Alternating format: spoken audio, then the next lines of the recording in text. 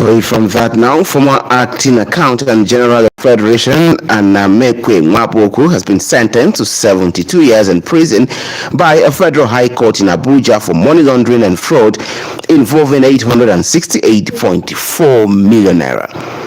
The judgment was delivered by James Umotosho, who ruled that the Economic and Financial Crimes Commission (EFCC) successfully proved his case. Mwaboku was convicted on 9 counts and given 8 years for each, though the sentence will run concurrently. The court found that Mwaboku diverted funds meant for security and defense during his tenure as Director of Finance and Accountant at the Ministry of Defense, describing the act as appalling. Evidence presented by the EFCC showed he collaborated with several companies to launder illicit funds in violation of the Money Laundering Act. The judge also noted that Mwaboku refunded over 200 million naira during the investigation, a claim that was disputed by his defense. And police in Niger State have confirmed that suspected terrorists destroyed a bridge connecting the communities of Lima, Ban government area using explosives. The incident occurred earlier today, an attempt to disrupt ongoing security operations in the region. Authorities say security forces have intensified clearance operations in response, while maintaining continuous monitoring to ensure the safety of residents and restore order. The attack highlights the strategic targeting of infrastructure by armed groups seeking to hinder movement and weaken government efforts. You are listening to the Metro News on RayPower 100.5 FM. More stories after the break. Please do stay with us. As the news drops, it breaks with us. Join us for news on the hour every hour. News desk at 12 noon, Metro News at 4 p.m. Enjoy infotainment, breaking and sports news at their best 24/7. This is RayPower FM News.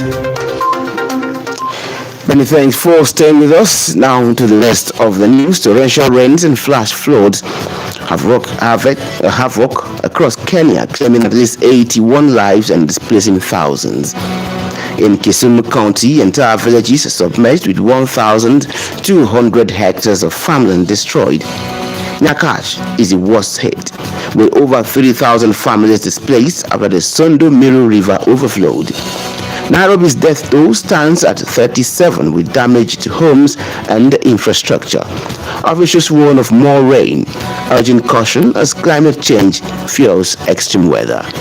Still on the foreign side, U.S. President Donald Trump says he has given orders to postpone any military strikes against Iranian power plants for 5 days, hours after a deadline that threatened further escalation in the conflict now in his 4th week. Trump said in a post on his Truth Social platform that the U.S. and Iran had very good and productive conversations over the past 2 days about a complete and total resolution of hostilities in the Middle East. In his message, written entirely in capital letters, he said he had instructed the Defense Department to postpone the strikes pending the outcome of the talks. However, Iran's fast news agency says after Trump's post that there was no direct communication with the U.S. or through intermediaries. Citing an unnamed source, Fast said Trump had threatened after hearing that Iran would respond by attacking oil power plants in the region.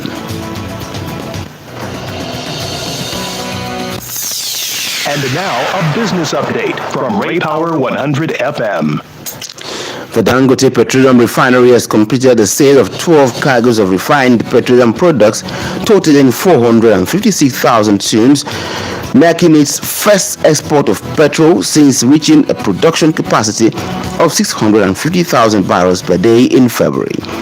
The exports arrive at a moment of acute disruption in global energy markets, with several African countries that have historically depended on large refineries in the Persian Gulf now looking to Dangote as an alternative source. Beyond quality, the company argues that proximity itself is an advantage.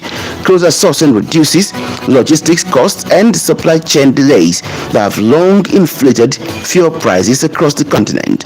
By supplying neighboring and regional markets directly, it says it is helping to ease cost pressures while building stronger trade ties between Nigeria and key African economies. This is entertainment news on RayPower 100.5 FM. Hello and welcome to Entertainment News on RayPower 100.5 FM. Nollywood actress and podcaster Biola Adebayo has come under intense criticism on social media for featuring convicted actor Olaredwaju Omoyinka, popularly known as Baba Ijesha, on her show Talk to Be. The interview, which has since gone viral, has sparked outrage among Nigerians who accused the actress of giving the actor a platform to downplay his conviction for sexual offenses involving a minor. During the interview, Baba Ijesha maintained that the incident that led to his conviction was a setup, insisting that he was misunderstood. He also suggested that parts of the incident were linked to a movie preparation, a claim that has drawn widespread criticism online. That entertainment, I am Onyemeche Adole. RayPower Sport. The Guinean Football Federation has denied reports claiming it filed an appeal with the Confederation of African Football to challenge Morocco's 1976 Africa Cup of Nations victory. The clarification follows viral claims suggesting that Guinea had demanded the 1976 AFCON trophy be awarded to it, citing a reported walkout by Morocco during the final match of the tournament. The rumors emerged after CAF's appeal board reportedly stripped Senegal of the 2025 AFCON title and awarded it to Morocco. Still on sports, Arsenal defender Ben White has been called up to the England squad for the first time since the 2022 World Cup. The 28-year-old right-back has not featured for the national team since leaving the camp in Qatar for personal reasons. He subsequently made himself unavailable for selection for the remainder of Gareth Southgate's spell in charge. RayPower weather. And cloudy conditions will continue throughout the evening in the Federal Capital Territory and East Joining states this evening. Temperatures will range between 25 and 22 degrees Celsius. And to end the news, here is a last line.